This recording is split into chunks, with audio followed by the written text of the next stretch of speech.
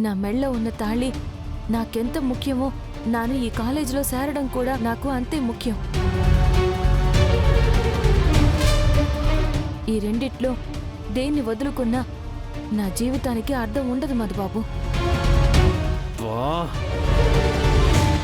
అయితే తాళి బయటికి కనిపించకుండా లోపల పెట్టు.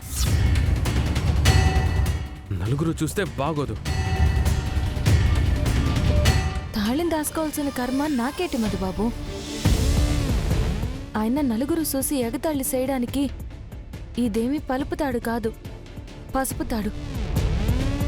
నాకు తెలిసినంత వరకు నలుగురు ఎగతాళిగా భావించే స్థాయికి ఈ తాళి ఇంకా దిగలేదు మధుబాబు. ఈ తాళి విలువ మీకు తెలియకపోవచ్చు, కానీ మీరంటున్న ఆ నలుగురికి తెలిసే ఉంటాది కదా. పదండి వెళ్దాం. నువ్వు వెళ్ళు, నేను బయటికి వెళ్తాను. అదేంటి మధుబాబు? అవును, నువ్విలా తాళి కనిపించేలా వస్తే నువ్వు నా భార్య అని అందరికీ తెలిసిపోతుంది. అప్పుడు నాకు తల తీసేసినట్టుంటుంది.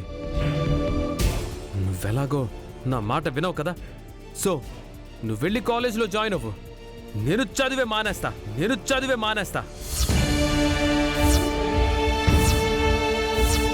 నువ్వు కూడా వాడి వయసున్న అమ్మాయివే కాబట్టి వాణ్ణెలా మార్చుకోవాలో నీకు తెలుసని నా నమ్మకం. వస్తా, బాయ్. మధుబాబు ఆగండి.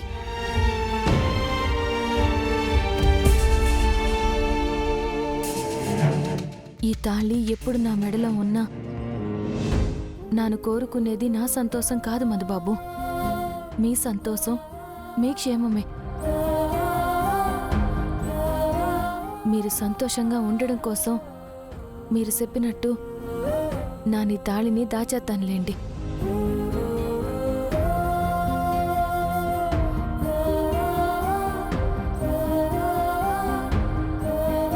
కావాలనే నేను ఇలా ప్లాన్ చేశాను. లైన్లోకి వచ్చావు.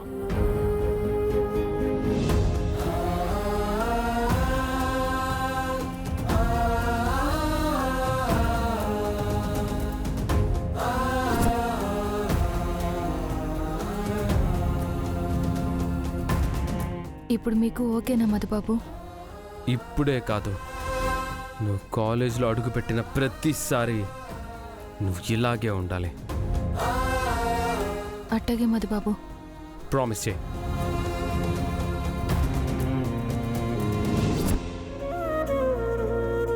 సరే, నేను చదివే మానేస్తా.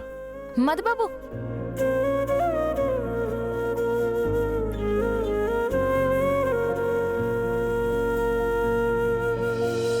కదిలే కాలముతో అడుగులు కలుపుకొని పయనం సాగించు.